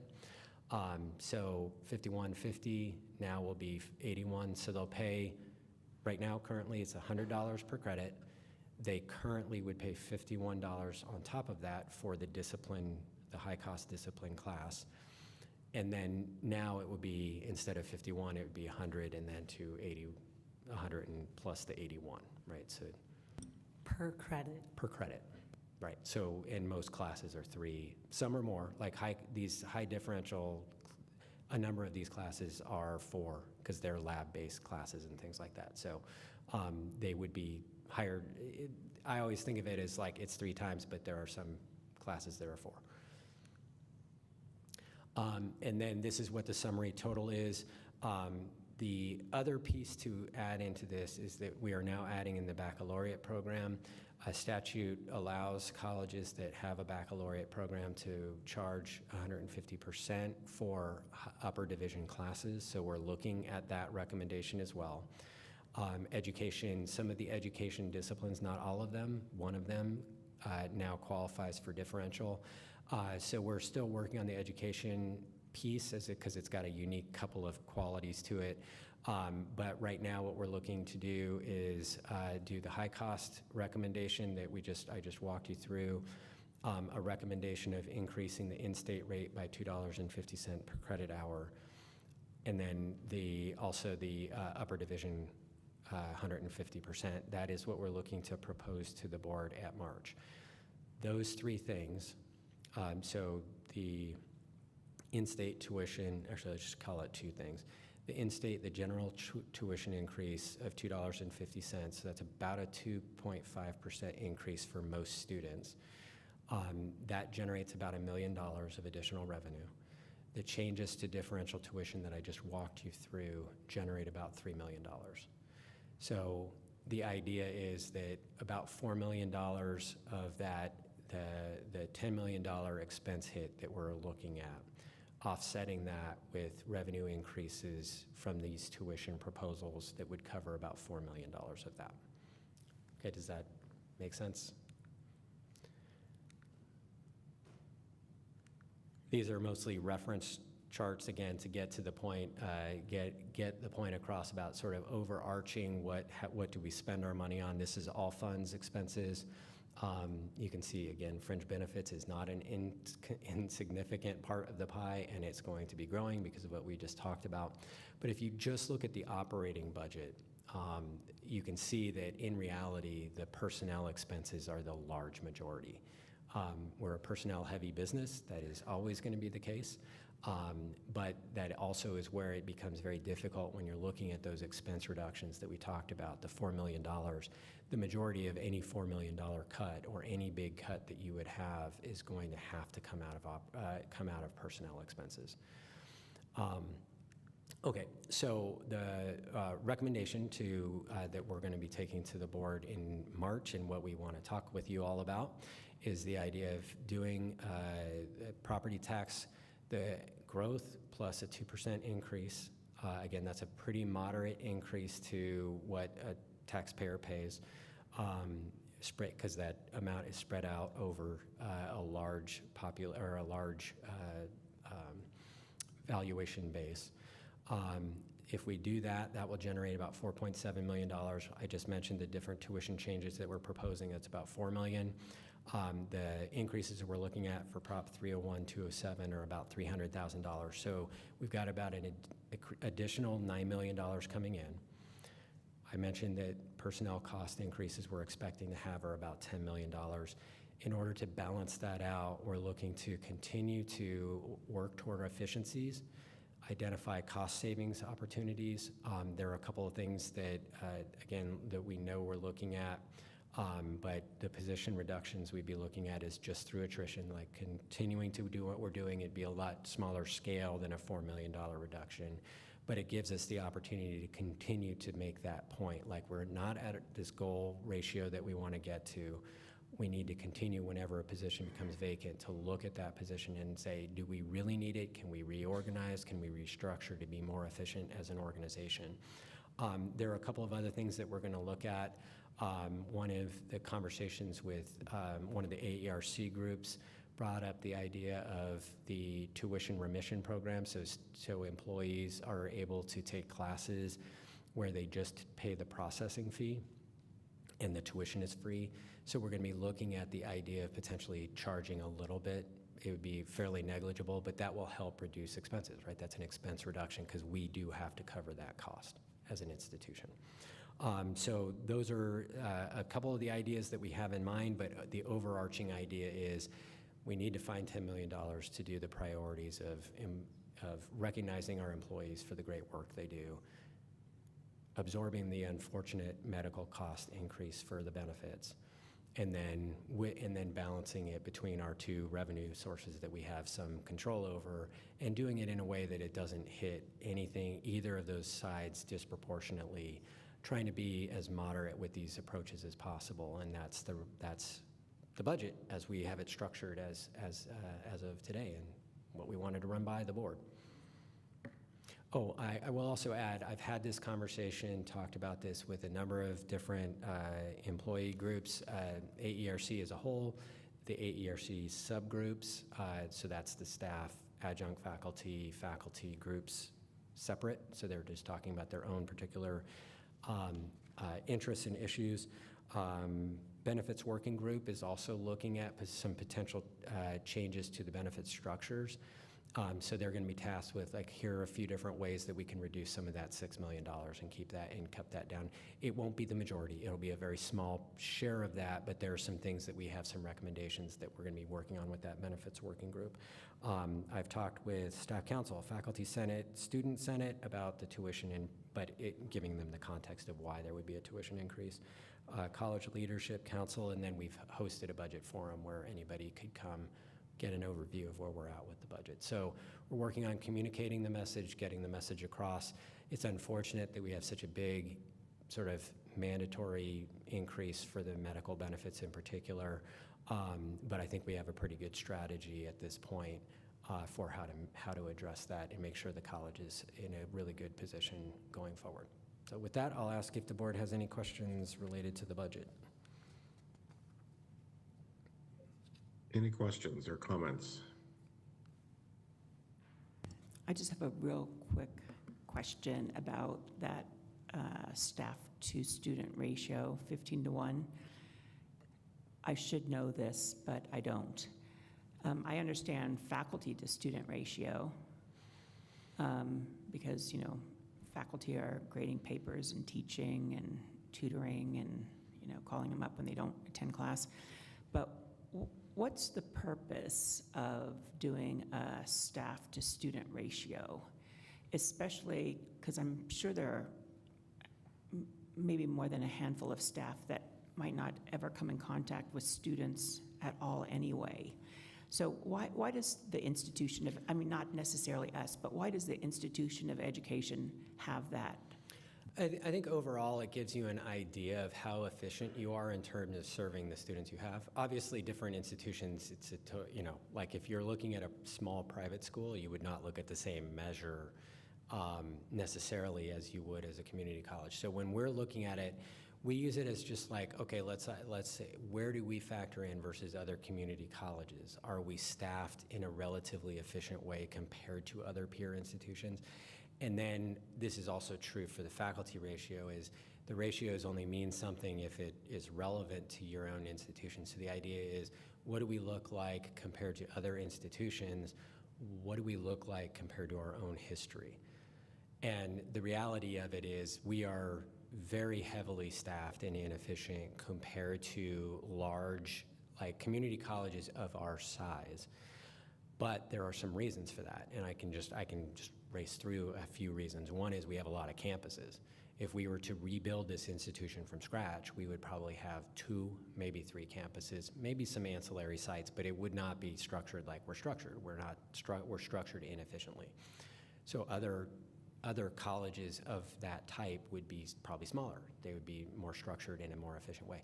The other thing is also different states have different rules in terms of what you have to support.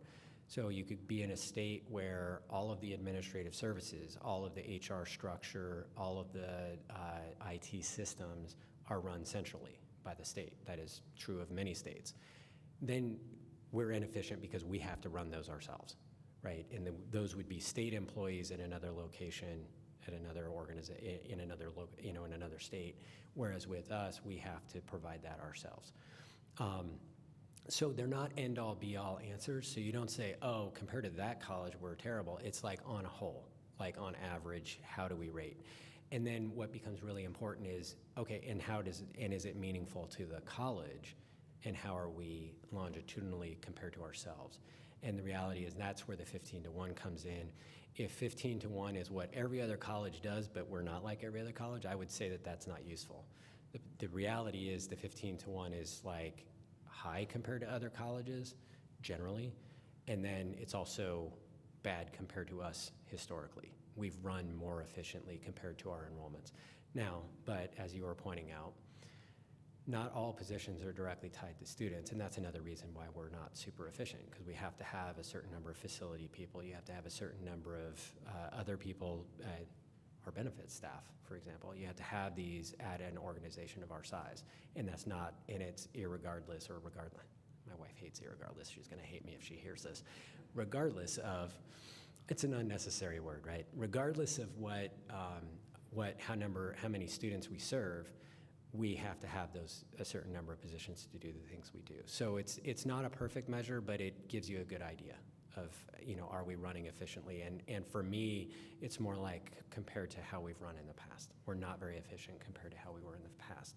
But again, it's not like all of a sudden we could just say tomorrow, we're going to be 15-1 tomorrow, and we're going to downsize to this. That would break this place. Like it would not be a functional way to approach things. So that's why then you work on it through attrition, you work on it through efficiency measures. Hey, do we really need to do it the way we're doing it? Are there other ways that we can offer services throughout the college? And then another question was, you mentioned that, if the GEO bond doesn't pass, we most likely won't be able to have these 5 campuses that we have. And, when I started in '96 teaching at Pima College, we didn't have the Northwest campus nor the Desert Vista campus. And, we added those 2 because we had 58,000 head count at the time, which is, I'm not sure what our head count is now, but it's not that number. And, I'm just wondering if, there are 2 different problems that we have, right? We don't have any money from the state, and we don't have students coming to the college like we used to have. But it seems like if both of those could increase somehow, increase enrollment and, elect officials that are more concerned with the quality of, people we produce for the workforce and for higher education. But I don't want us to, I would prefer not to hear that we got to get rid of campuses, because I think that the outlier campuses are very, very important for the communities that live there. So let's not even talk about that until it gets dire. I totally agree with you. And the idea is that I think we've structured a vision and a future for the college that addresses that. It will make these different smaller campuses that may not be as vibrant as they once were, it will give them these foundational programs that I think will make them vibrant. And moving adult education to campuses is helping. All of these things, I think we're a lot smarter about how we're using our space. The idea that we have all this extra space is not true anymore, because we've done a really good job of moving things and consolidating space in a number of different ways. And again, like looking at this location, doing the same thing with this location and moving people out of here is another example. So I think we've done things, I think in a really smart way. I think we have a good vision for it. And I think, as you saw earlier, I think based on the polling information, I think our community will support it. I think we have a good story to tell. I think we earned it. We earned it through working pretty hard. Great. Other questions? I just had one question. Dr. B, in a presentation previously, you shared with us, I don't know how else to describe it, kind of like a cloud chart of that ratio, the FTSE to FSE ratio with different institutions plotted on it. Yeah. I know you don't have it in your back pocket. Could I mean, if you do, that'd be amazing. Could I just have a copy of that emailed to me? Thank you. Yep. Great. I have a quick question, Dr. B, actually. So on the slide where you were talking about the different programs that are in differential tuition A and B, and you kind of said verbally sort of which ones are new and which ones are moving. Can you give me, in an email is fine, it doesn't have to be right now. Can you give me an email that just highlights like which ones are newly in which category and where they came from? Were they in differential before, or were they not? Just so I can better understand which programs are shifting around. Yeah, absolutely. And in fact, that's actually part of the presentation that will go to you in March. We'll show that more clearly, like which ones move from A to B, which ones are new to A, that sort of thing. But yes, we'll be happy to share that. Because I know, yeah, I was thinking about it because I was trying to like look at it myself today. I'm like, it's on 2 different slides. They're kind of spaced apart. So in the back of this slide deck is what the current ones are, and then you can do the comparison, but we will put it in a structure where you can easily see what the changes are. One more question on that slide. I meant to bring this up. You know, that child development associate degree, so the tuition is high, but what we pay professionals that are doing childcare is very, very low in this state. And does the college, do we figure out, like, you know, what are they going to make when they get out of college compared to what this extra tuition is? And like for that program, even though it may be higher, considering, you know, the pay for one of those people compelled to a welder is at least a zero, maybe more.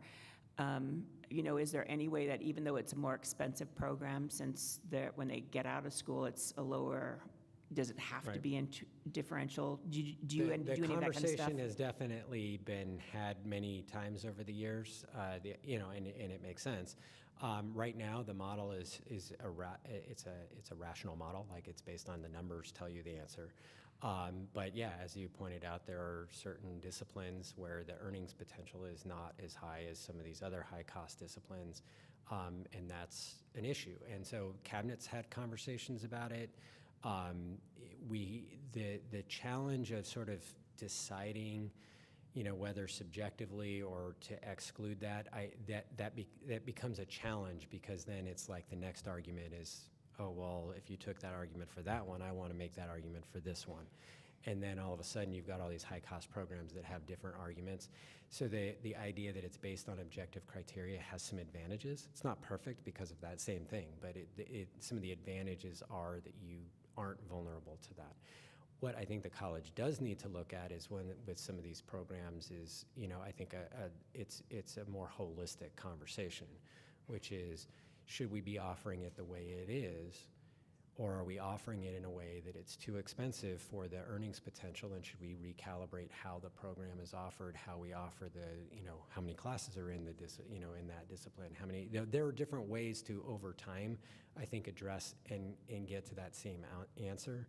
Do you recalibrate vet tech so that it's a much shorter program and taught in a different way, because the graduates of that do not have high earnings potential? I think those are great conversations.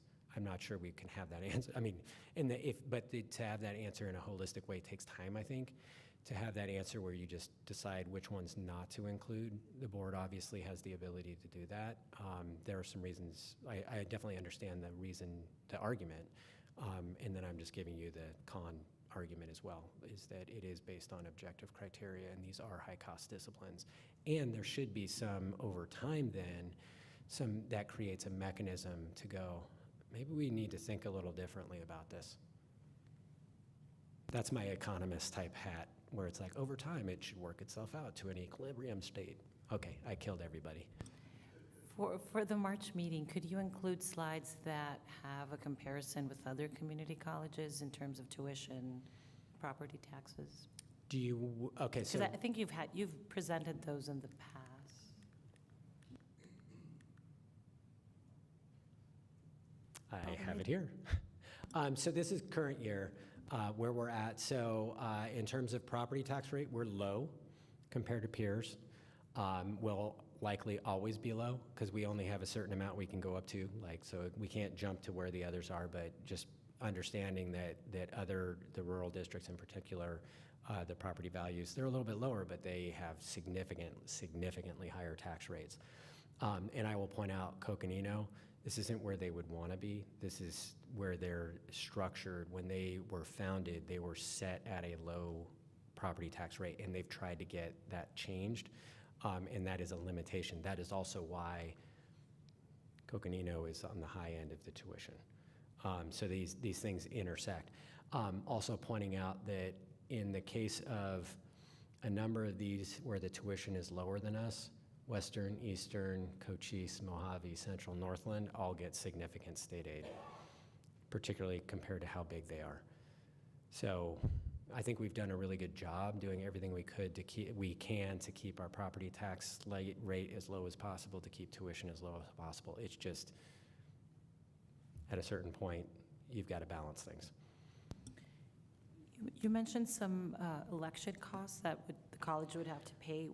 What would those be in addition to the? Part of that IGA that Jeff mentioned earlier with the county. So every entity that has something on the election pays a share of the election costs. So for the printing materials, for the professional expenses that are related to having the polling sites open, you take a share of that. Okay, so that's also true when there's a board member election. So we have always paid for when there's a seat or two, there's a cost associated with that. Not pointing fingers, just saying. What happens when they're not on the ballot? The college doesn't pay? If there's no opponent and they're not on the ballot, Yeah, they don't pay? I think if it's on the ballot, is it? I can't remember, Jeff. Do you remember? I'd have to look that up on whether if it's an uncontested election. I'm not sure. Yeah, I don't think we pay because there really isn't an election, right? If there's only one person declared for the ballot, the other. I'll look at that though, because the name does show up on the ballot, so I'm not sure, but I'm curious about that. The other thing I was we can't predict with exact certainty what it's going to cost because it depends on how many local jurisdictions put something on the ballot, right? So, for example, a school district is not a school district if they put a bond or a budget override on the ballot is not a countywide election, but they do get charged a pro rata share because inside they're paying for the pro rata share within their space. So we could give maybe an estimate, but we don't know for sure because it depends on what ultimately ends up on the ballot. Right, and one of the things that the board may recall, we had this conversation about the going out this November versus next November. In terms of our direct costs related to going with the election, because there's going to be so much on this election, it will be proportionately less expensive.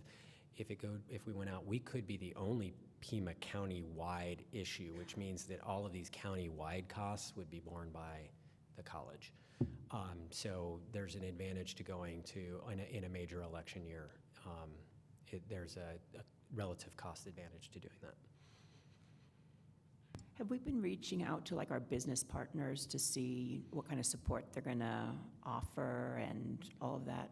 So yes, in terms of there have been a number of conversations with the different groups that we're connected to, so that a number of I think these entities know that we're considering going out. One of the next stages when you looked at that this isn't the right presentation, but in the other presentation was like next steps had advocacy and communication plan. So advocacy that's going to be an external group that is actually pitching for vote yes for this. We're not able to do that. We can give information about what we would do with the money. Again, and I talked about like how we're going to outline the projects, the kind of information that we can provide on our website. But in terms of actually pushing towards yes, that has to be an external entity. If they send a flyer out that says, vote yes on this is the best thing ever, that's not going to come from college resources. There's already leadership identified for the advocacy group. They will then be responsible for funding and doing that. And then communication is both going to be some college communication where we say this is what we're looking to do, and then some of it will be advocacy that will hit different key constituents around the community, and that would include business and so forth. In terms of whether they would provide support, funding support for the advocacy, that would be worked out with the advocacy group, like with a PAC, right? Not with the college. But that will be, yes. But yes, that is going to happen. I meant to ask this earlier and I forgot. Is there flexibility once, if the board decides to go ahead with the GEO bond, is there flexibility to change any of the projects, or are they set in stone? How would that work if there needs to be any changes? So generally speaking, you can't use bond proceeds for something you haven't identified. But again, there's flexibility within that because you don't get into the level of detail. The voters don't vote on the kind of detail that you guys have even seen. They vote on a very top line. Do you approve $250 million for the issuing of bonds? There's legal stuff behind the scenes where it says these are the kinds of things that we're going to do with the money. And then you can't do something that's outside of those, but those are usually written in pretty general terms. And it gives you flexibility so that if there's, what could happen, and this is what happened with the revenue bonds, that you have, let's just use the first responder project. So it was like, 40 million or 30 million? 39, yeah, so 39 million. So say we find out some big problem comes up and it's gonna cost 45 million. That's okay to spend 45 million, it's more than what we originally thought. but overall, we would have less money, so we would have to cut something on at the other end of the spectrum, if that makes sense. And who makes that decision? Generally speaking, that would be delegated to the chancellor to operational purposes, but what we did with the revenue bonds is provide regular updates. And I should say, one other caveat, we're also looking for the Finance Audit Committee to be what in other entities would have an externally oversight type of group. We will use the Finance Audit Committee as that group as well. So that group will be informed of any change that happens based on what the plan is. And then, the board has participation on that group. So the board would be familiar, and then we would share as information with the board any of those changes that would happen as well. So none of this stuff would not be transparent. There are multiple ways it's going to be transparent, both internally to the college, to the board, and then to the community. We'll have mechanisms in place for that. Sorry, if I might, there would be one other place where the board would be involved. So if the board approves the college proceeding with the GO bond, the election happens, we pass by an enormous margin, and we're going to be able to issue bonds and have the capital funding. There are still going to be times when we would come back to the board to say, okay, we've now identified the architect and the construction firm for this particular project, and here's what the budget is, because those contracts are all going to be well over the chancellor's delegated authority. So for each specific project, you can expect the contract's going to come in front of the board. So if those numbers are varying a lot from the initial estimate, that would be another opportunity to have a conversation, and presumably it's going to happen multiple times, because these are going to come to the board in a series over a few years, since they're not all going to be built in parallel, right? They're going to happen in a sequence of some sort. Right, and that would be any significant, right? That's any board level expenditure expense, even though they're funded out of the GO bonds, those are all going to have to go back through the board. So the board will have the ability to look at those projects as they come through.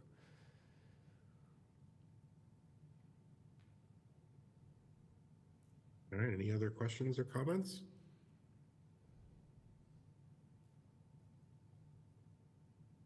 No, not hearing any. Thank you so much, Dr. B. You've been up there for quite a while talking, so we appreciate you sticking with us for 2 hours here and all the information you presented, and it certainly was educational for me, so thanks so much for bringing forward those details.